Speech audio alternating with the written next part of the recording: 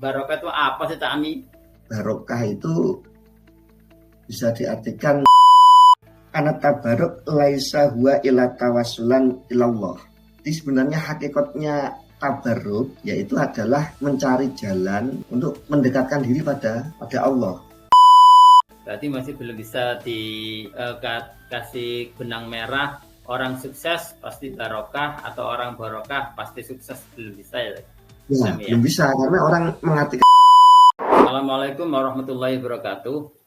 Teman-teman semua, Waalaikumsalam. hari ini kita kedatangan tamu, beliau Gus Muhammad Muzamil. Beliau pakar ilmu banyak hal ya. Hari ini malam ini kita akan bahas tentang barokah. Kita sebagaimana kita tahu nih, kalau kita mondok nih mesti ada kalimat nanti nggak barokah, nanti ada kalimat kamu harus taat kiai, kalau nggak taat kiai nanti ilmumu nggak manfaat, nggak barokah. Nah, sekarang kita kaji bersama dengan beliau. Namun sebelumnya jangan lupa untuk like, share, subscribe ya. Oke, sekarang pertanyaannya Cak Ami. Sehat ya Cak Ami? Ya, iya sehat. Ini pakar kita mau bertanya. Pertanyaannya ini Cak Ami, sebenarnya yang sering kita lihat itu, yang kita dengar masalah barokah, sebenarnya barokah itu apa sih Cak Ami? Dan seberapa pentingnya sih barokah itu? Monggo Cak Ami. Barokah ya. Barokah itu sebenarnya kita sering mengucapkannya ya dalam kehidupan sehari-hari. Wah ini dapat dapat rezeki berkah ini. Wah ini uangnya walaupun sedikit tapi berkah ini. Jadi barokah itu bisa diartikan nilai kemanfaatannya itu tinggi.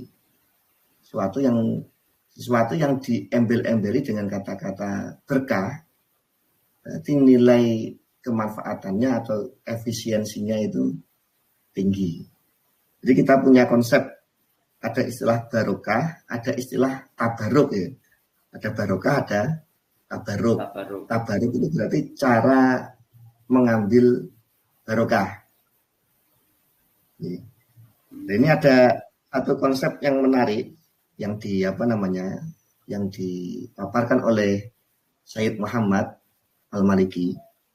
Beliau mengatakan karena tabaruk laisa huwa ila tawassulan ilallah. Jadi sebenarnya hakikatnya tabaruk yaitu adalah mencari jalan untuk mendekatkan diri pada Allah dengan berbagai cara. Dan itu beliau membagi tabaruk bahwa amma fil a'yan, bertabaruk dengan seseorang, wa amma fil asar, bertabaruk dengan sesuatu yang pernah dipakai oleh seseorang, wa amma fil makan, bertabaruk dengan suatu tempat yang pernah dijadikan tempat untuk beribadahnya orang-orang saleh. Jadi barokah itu artinya adalah banyak manfaatnya banyak, walaupun barangnya itu sedikit. Katakanlah kita dapat uang 100.000, kalau dikatakan barokah, berarti 100.000 ini cukup untuk memenuhi kebutuhan sekeluarga. Itu berarti uang 100.000 yang barokah. Kebalikannya enggak barokah, walaupun misalkan kita punya uang 1 juta, enggak barokah, tidak bisa memenuhi kebutuhan dari penghuni rumah tangga dalam satu hari. Berarti misalnya diaplikasikan ke anak-anak santri, berarti seperti apa ini Gus Ami masalah barokah ke anak-anak santri? Barokah ke anak-anak santri itu ya macamnya banyak sekali sebenarnya ya. Jadi tabaruk itu kan berarti tawasul atau mencari jalan agar hidupnya itu lebih bermanfaat, agar ilmunya itu lebih bermanfaat, sehingga jalannya bisa tabaruk itu tidak melulu dengan yang seperti ini kita kenal lewat barang-barang yang biasa dikenakan orang soleh atau mengunjungi situs-situs tertentu. Tabaruk bisa dengan cara kita istiqomah belajar suatu ilmu, keilmuan, kita istiqomah membaca Al-Quran, kita berkhidmat atau membantu guru kita, banyak sekali caranya. Memuliakan, banyak sekali. Berarti kan ya, misalnya anak santri itu sebenarnya ilmunya masih sedikit, taruhlah kurang banyak, akan tetapi didorong barokah, akhirnya kemanfaatannya semakin besar. Ngoten nggih maksudnya Pak Amin? Maksudnya seperti itu. Katakanlah ada anak santri, dia di pondok hanya bisa ngaji juz amma. Namun karena barokah ilmunya, dia bisa mengamalkan yang hanya bisa ngaji juz amma itu, bisa mengamalkan ke masyarakat luas, diterima oleh masyarakat luas. Itu dikatakan santri yang ilmunya barokah, manfaatnya banyak walaupun ilmunya sedikit. Kemudian Cak Ami, ini pertanyaannya, kira-kira Cak Ami, cirinya yang pasti itu apa sih antara santri ini dapat barokah, ini santri istilahnya maaf pakai tanda kutip ya, kurang barokah itu apa ya Cak Ami? Ciri yang pasti sesuatu yang barokah atau tidak. Sebenarnya kalau dari berbagai literatur klasik yang ada, dari pendapat-pendapat ulama yang ada, tidak ada yang secara pasti langsung memvonis ini barokah ini dan tidak. Gitu. Yang bisa ya hanya sedikit meraba-raba saja, meraba-raba ya bagaimana dia kemanfaatannya untuk orang lain. Manfaatannya untuk orang lain itu bagaimana? Apakah itu berguna untuk banyak orang? Katakanlah rezeki yang barokah, kita tahu barokah atau tidak. Berarti ini bisa dimanfaatkan untuk banyak orang atau tidak, memenuhi hajat hidup orang banyak atau tidak, tercukupi atau tidak. Berarti cirinya taruhlah misalnya anak santri tersebut misalnya kelihatan bermanfaat di masyarakat, itu termasuk sedikit salah satu ciri gitu ya maksudnya. Itu sedikit salah satu ciri ilmunya barokah, tapi kita tidak bisa memvonis. Kelihatannya anak santri pulang kok malah kerja, kok malah bisnis, berarti ilmunya nggak barokah, ya tidak bisa juga seperti itu. Gimana tuh Cak Ami, menurut Gus Ami, santri yang kerja aja? Soalnya kan mungkin pertimbangannya kalau nggak kerja nanti nggak bisa makan dan seterusnya, itu bagaimana menurut jenengan? Yaitu sebenarnya ya tidak ada yang salah dengan orang itu bekerja, selagi bekerjanya diniati untuk urusan akhirat. Dan Imam Al-Ghazali kan berkata, perkara-perkara dunia ketika tujuannya itu adalah untuk hal-hal akhirat, maka itu dihitung sebagai perkara akhirat. Jadi kelihatannya kita itu sholat sunnah jarang, misalkan ada orang kelihatannya sholat sunnahnya jarang, pagi-pagi sudah pergi ke pasar, sudah belanja, nanti agak siang buka warung, sore tutup warung, nyambi pekerjaan yang lain, pulang tengah malam langsung tidur. Tapi itu semua diniati untuk memenuhi nafkah anak dan istri, supaya anaknya bisa sekolah menuntut ilmu. Itu termasuk perkara akhirat. Jadi memang harusnya santri itu ya memang ada porsi-porsinya ya, yang ngaji juga ada, yang bekerja juga ada, jadi pengusaha juga ada. Ya kita kan memang mondok itu kan tujuannya bukan supaya jadi ustadz, supaya jadi kiai, tapi agar dalam keseharian kita bisa mengaplikasikan yang sesuai dengan syariat, agar ketika kita nanti akhirnya jadi pengusaha, ya cara kita bekerja sesuai dengan tuntunan syariat. Kira-kira Cak Ami, seberapa pentingnya sih sebuah pondok atau seberapa urgennya sebuah pondok mendoktrin anak didiknya atau santrinya dengan kalimat barokah itu seperti apa sih Tami? Soalnya kan sering banget nih kita dengar kamu nggak barokah nanti, dan itu sebenarnya seberapa pentingnya sih seorang pengasuh ataupun pengurus atau yang lainnya untuk mendoktrin santrinya tentang barokah. Jadi memang seberapa pentingnya, karena sebenarnya seberapa pentingnya tabaruk ini. Jadi berawal apa sih hukumnya tabaruk itu sebenarnya apa? Apakah ini termasuk perkara yang mubah, apa yang dianjurkan? Ya. Nah, kalau kita lihat ini masih merujuk pada pendapatnya Said Muhammad. Beliau mengatakan tabaruk ini bukan hanya jawaz, tidak hanya diperbolehkan, bal disyariatkan, dianjurkan. Tabaruk ini termasuk sesuatu yang dianjurkan memang. Nah, kan dikisahkan di dalam hadis pernah Kanjeng Nabi mengunjungi suatu daerah, di situ ada sumur peninggalan orang soleh. Kemudian Kanjeng Nabi menyuruh para sahabat untuk minum dari sumur itu, dan unta-untanya pun dikasih minum dari air sumur itu. Nah, hadis ini oleh Imam Nawawi dikomentari bahwa Kanjeng Nabi memerintahkan untuk tabarruk dengan sumur yang telah digunakan oleh orang soleh. Berarti kayak pernyataannya, maaf pakai tanda kutip ya, kaum sebelah yang mengatakan tentang barokah, berarti udah gugur ya. Barokah itu ada ya di zaman Nabi, bahkan dikasih contoh sama Nabi, katanya. Dikasih contoh, dan banyak sekali hadis-hadis yang meriwayatkan bagaimana para sahabat itu berebut air bekas wudhunya Nabi. Sahabat berebut mencium tangan orang yang tangannya pernah bersalaman dengan Nabi, dan itu semua dilakukan dalam keadaan Nabi masih hidup, dan beliau membenarkan, tidak ingkar terhadap hal-hal tersebut.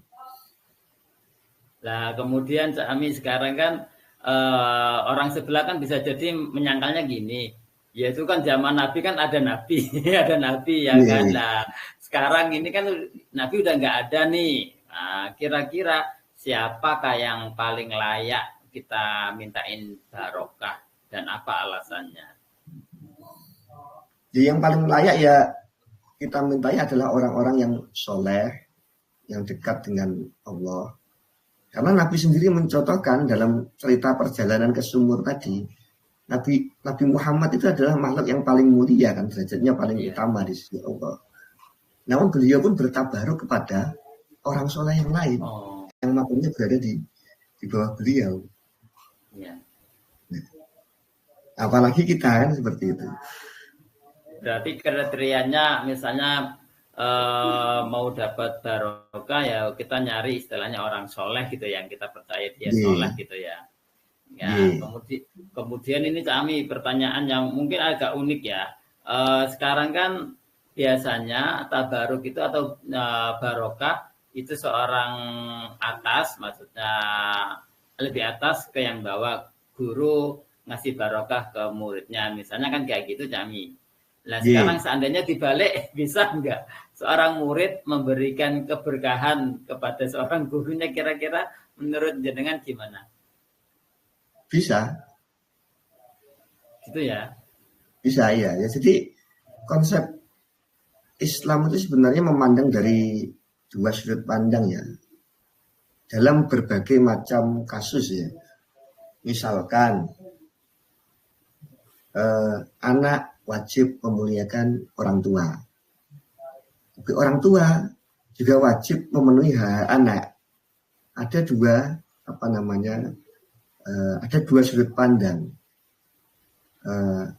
Anak bisa menyafaati orang tuanya ketika orang tua mendidik anak dengan baik, tapi anak juga bisa menyeret orang tuanya ke neraka ketika tidak dididik dengan baik. Konsep tamu misalkan, tamu harus sebagai tuan rumah kita harus memuliakan tamu. Tapi sebagai tamu tidak boleh minta dimuliakan, kan seperti itu. Ya. Atau Yeah. kalau tapi ya kayak kita di kampung lah, seorang pejuang harus ikhlas, guru harus ikhlas gitu ya. Yeah. Tapi hendaknya wali murid atau wali santri ya tahu diri. Ya, begitu harus dua sudut pandang. Misalnya Ya. satu saja, sama murid tetap bertabaruk dengan hikmah kepada guru. Guru juga bisa mendapatkan barokah dengan cara mengajar muridnya. Dengan cara mengajar muridnya, guru mendapatkan barokah. Berarti kalau nggak ada murid, berarti gurunya nggak barokahnya, Cak Ami. Atau gimana? Tidak. Okay. Ya maksudnya dengan mengajar murid, keberkahannya bertambah. Oh. Keberkahan yang ditambah seorang guru itu bertambah. Okay. Ada cerita di dalam taklim itu diceritakan seorang guru, seorang syekh besar, itu anak-anaknya menjadi alim semua, bukan karena sang guru ini adalah seorang yang alim, tapi karena sang guru ini memprioritaskan untuk mendidik murid-muridnya. Jadi di situ diceritakan beliau kalau mengajar muridnya itu waktu duha sampai menjelang duhur. Baru setelah duhur, waktunya jam tidur siang itu ngantuk-ngantuknya, itu malah buat ngajar anak-anaknya. Kenapa kok demikian? Dia memprioritaskan mengajar murid-muridnya, orang-orang yang datang dari jauh, yang dititipkan oleh orang tuanya untuk menimba ilmu. Dan sebab barokah dari memprioritaskan mengajar muridnya, anak-anaknya menjadi ulama-ulama yang masyhur. Kemudian Cak Ami ini kita bahas korelasi antara barokah dan kesuksesan. Menurut jenengan nih Gus Ami ya, apa itu apakah barokah itu bisa menjadi tolak ukur sebuah kesuksesan atau bagaimana sih? Ya tinggal kita definisikan dulu kesuksesan itu apa. Yang dimaksud sukses itu apa, kan ini orang juga berbeda-beda ya dalam mengartikan kesuksesan itu apa. Apakah kesuksesan itu berarti mandiri secara ekonomi, finansial, atau kesuksesan itu ketika kita mencapai tujuan kita walaupun finansialnya terpuruk. Ini apa dulu? Makna kesuksesan itu apa dulu? Sebelum kita mengkorelasikan antara barokah dengan kesuksesan. Berarti masih belum bisa dikasih benang merah, orang sukses pasti barokah atau orang barokah pasti sukses, belum bisa ya? Ya, belum bisa karena orang mengartikan kesuksesan berbeda-beda. Iya. Kemudian mungkin itu dulu ya Gus Ami. Kalau para audien ada yang mau bertanya atau kita membahas apa, nanti bisa kita bahas bersama. Gitu dulu dari kami.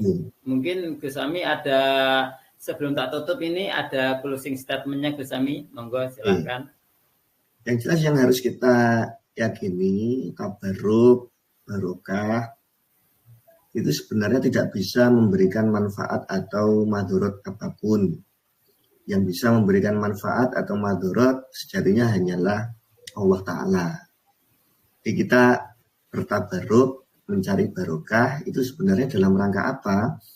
Dalam rangka menjalankan sunatullah. Sunatullah itu apa? Kebiasaannya Allah dalam memberikan suatu hukum. Kita kenyang, biasanya kita kenyang ketika kita makan. Sebenarnya hakikatnya yang bikin kenyang ya Gusti Allah, ya Allah Ta'ala. Cuma kita menjalankan sunatullah dengan cara makan. Sama dengan konsep tabaruk ini. Yang memberikan banyak manfaat, menolak madharat, itu hanya Allah Ta'ala. Cuma biasanya Allah memberikan banyak manfaat ketika kita melakukan tabaruk-tabaruk yang disebutkan. Jadi kita harus dari awal membenahi dulu niatnya, jaga akidah, etikotnya dulu ditata sebelum kita melakukan tabaruk-tabaruk yang disebutkan. Ya, terima kasih Gus Ami atas penjelasannya, sangat kompleks sekali, sangat kompleks ya kok. Ya, kompleks dan komplit, ya Allah, ngelawan ngomong. Sangat kompleks dan komplit. Terima kasih. Insya Allah akan kita lanjutkan dengan materi-materi yang lebih menarik lagi. Matur suwun sangat Gus Ami. Selamat malam. Assalamualaikum warahmatullahi wabarakatuh. Waalaikumsalam warahmatullahi wabarakatuh.